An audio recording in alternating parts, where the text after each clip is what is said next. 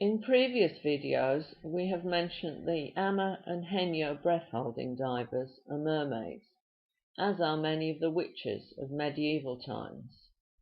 A similar case can also be made for the ladies of the lake in Arthurian stories.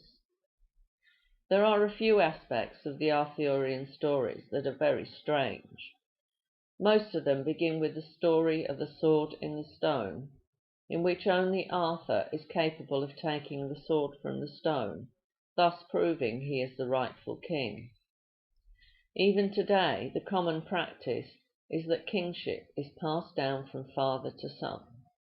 If the king didn't have a son, then the throne was given to his closest male relative. Why didn't it happen in this case? The answer might lie in the fact that the earliest Arthurian stories are very old, probably older than Christianity. What this story might be concealing is that there was a time when kinship was not passed down from father to son. Way back in our pagan past, the strict form of marriage we know in Christian times simply didn't exist, where the wife was expected to have sexual relations only with her husband. Without this strict code, a man who became a king couldn't pass his throne on to one of his sons, because he didn't know for sure who his sons were. In a culture without clearly defined marriage laws, a woman was free to have sex with any man she liked, and even she couldn't be sure exactly who was the father of her children. It meant that power and wealth could only be passed down the female line, since the lineage of the male line was so uncertain. For this reason, it was a queen who inherited the throne. A man could only become a king if he was her lover or husband.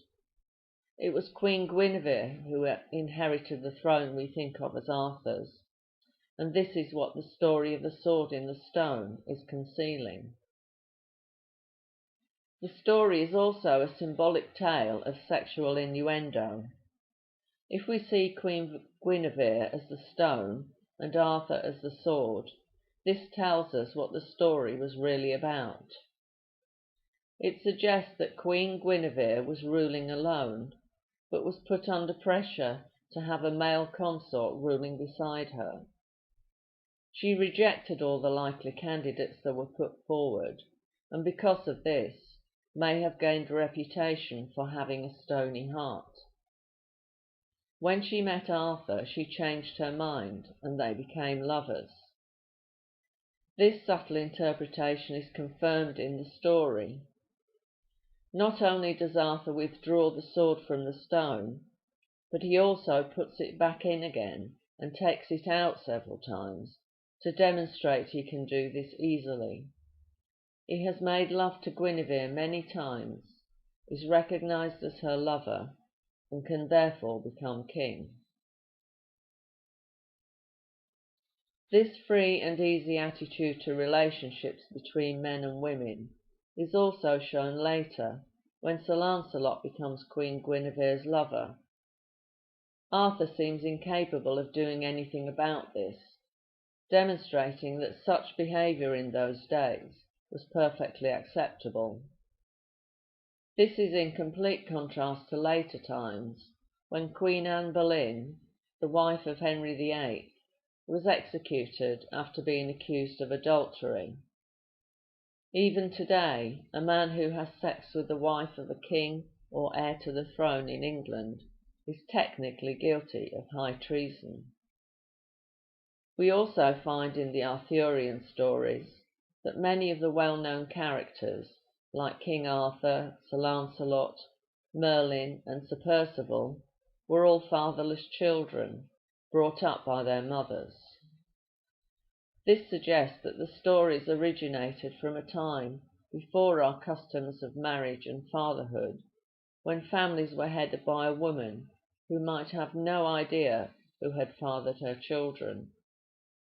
We also see symbolism in the stories of the ladies of the lake. Arthur is given his magical sword Excalibur by the ladies of the lake. A mysterious hand appears from a lake and hands him the sword. If we take the magical element out of the story, it gives us a clue as to what sort of person was holding Excalibur in its hand. The only sort of person who could stay underwater for any length of time, holding a sword above the water, would be a breath-holding diver. It suggests that the ladies of the lake were mermaids. Excalibur is also supposed to be a magical sword, giving its user invincibility in battle. Again, if we take away the magical aspect of the story, the important fact might be that Excalibur was made from iron. An iron sword could be made longer and stronger than a bronze one, so at a time when most warriors were using bronze weapons, an iron one would give the owner a distinct advantage. So what were the ladies of the lake doing with an iron sword? The first iron weapons would have been made for particular individuals, so they would be rare. Only very rich people could afford to have them made, which tells us that the ladies of the lake were wealthy women and leaders of their communities. It also suggests that this story originated at the beginning of the Iron Age. There is evidence that people living in swamps were skilled metal workers. This information comes from the fenlands of Lincolnshire, Cambridgeshire and Norfolk in England, which was once the home of the Iceni people. Under the leadership of Queen Boudicca in 60 AD, they led a major uprising against the occupying Roman forces. Archaeologists have discovered very sophisticated metalwork in the Fenland, dated to about the time of the Iceni people. This suggests that if the swamp people were skilled in metalwork, they could have made a sword like Excalibur. Another possibility is that Excalibur was a steel sword. When iron weapons were first being made, blacksmiths experimented with the iron, beating it and adding the right amount of carbon to the iron to make it stronger. These practices turned iron into steel. Expertise would come about through trial and error, and at first the metalworkers would have no idea why one sword was stronger than another. They lacked the scientific knowledge we have today. Since no one knew why this sword was so much stronger than any other metal sword, it would be seen as a magical sword and be very highly prized. All of this suggests that the ladies of the lake held high power and status in the society of the time, since they owned such a valuable sword. The ladies of the lake are also called queens in some stories, which suggests they were the rulers of their communities. The expensive present of Excalibur may have been a gift from one ruler to another. One of the ladies of the lake, Morgan le Fay, was often described as the half-sister of Arthur, suggesting they had the same mother, but as was the custom of the time, different fathers. It's possible that Arthur was brought up in the mermaid communities. The same can also be said of Sir Lancelot, who is called Sir Lancelot of the Lake in some stories, giving us a big clue to his origins. Does this mean that the relationship between Arthur and Guinevere might have been one arranged by the royal families of the time, much like the ones we see later in history, where marriage is used to unite different royal families? This brings up a controversial aspect of the Arthurian stories, when we are told that Arthur and Morgan le Fay become lovers and produce a son, Mordred. Most cultures for the last 2,000 years have had a taboo against incest, but before that it was commonplace in royal families. Prior to the invention of Christian marriage, in which the wife has to remain faithful to her husband, the only way a king's son could become a king himself was to marry his sister, who was the one that power devolved to. This was once the practice in the ancient Egyptian royal family. When female pharaohs began to be supplanted by male ones, as patriarchy took over from matriarchy, There was a time when the male pharaoh had to marry his sister, and in one case his mother, in order to legitimize his rule. In the Arthurian stories, it is Morgan Le Fay who seduces Arthur, but it could well have been the other way round, with Arthur wanting to be co-ruler of the land she ruled over. In some stories, it is Mordred who brings about the downfall of Arthur. He leaves the kingdom for a while, and in his absence, Mordred takes his throne and attempts to marry Guinevere. This tells us again that power lay with Guinevere, and marrying her was the only way Mordred could gain kinship. When Arthur returned, they fought 3 battles over the throne, and in the 3rd battle Arthur was mortally wounded. He was placed in a barge, and his body was carried away by Morgan Le Fay. Excalibur was thrown back into the lake. A mysterious hand came out of the lake to catch it and return it to the ladies of the lake, who had given it to Arthur. Sir Lancelot subsequently killed Mordred for daring to claim Guinevere as his queen. In the later medieval stories of Arthur, Morgan Le Fay is depicted as a wicked woman, even though in the very early stories she is a healer. In the ancient Breton language, Morgans are sea women, water spirits, or mermaids. Fay also means fairy, so she seems to be being called a sea fairy. She was also sometimes described as the Great Queen.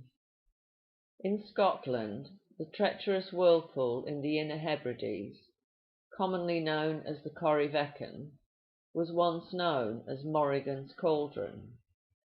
Some healing wells are also sacred to her in Britain and known as Morgan's Wells. In the ancient Celtic stories, Morgans were clearly held in high regard and were probably the spiritual leaders of the community. This would tie in with what we said in an earlier video of the connection between mermaids and witches. Mermaids were gatherers, finding their food in swamps, rivers, lakes, and on the seashore, something people had been doing for millions of years. When people discovered farming, not all people became farmers. They preferred the old way of life, and perhaps for a very good reason. After people switched to farming, their diet became very restricted, even though more food was available, because the bulk of their diet consisted of cereal crops. Much of their food was lacking in vital nutrients, which led to deficiency diseases.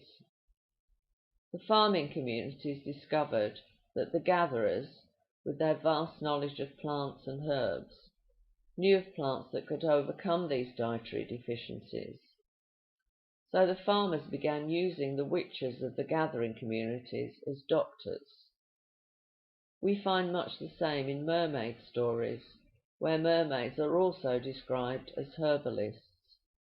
This could also be why the ladies of the lake were known as healers. As long as the farming communities and the mermaids got on well together, there would be no problem in showing Morgan Le Fay and the other ladies of the lake in a good light in the Arthurian stories. But when the farmers wanted to drain the wetlands where mermaids foraged for food, the two communities came into conflict. It was a dispute that the mermaids couldn't win, as the farmers greatly outnumbered the mermaids. The mermaids resorted to frightening the farming people through their fear of magic. Unfortunately, this backfired when the Christian Church used this fear to turn the people against witches and mermaids. Witch hunts began, and the people living in the wetlands were simply wiped out. The Arthurian stories were used in the propaganda war against the witches and mermaids. Morgan Le Fay and the ladies of the lake, once mysterious and powerful women with benevolent healing skills, became wicked, scheming monsters. We believe that mermaids, breath-holding divers like the Ama and Henyo, witches, and the ladies of the lake were all basically the same people.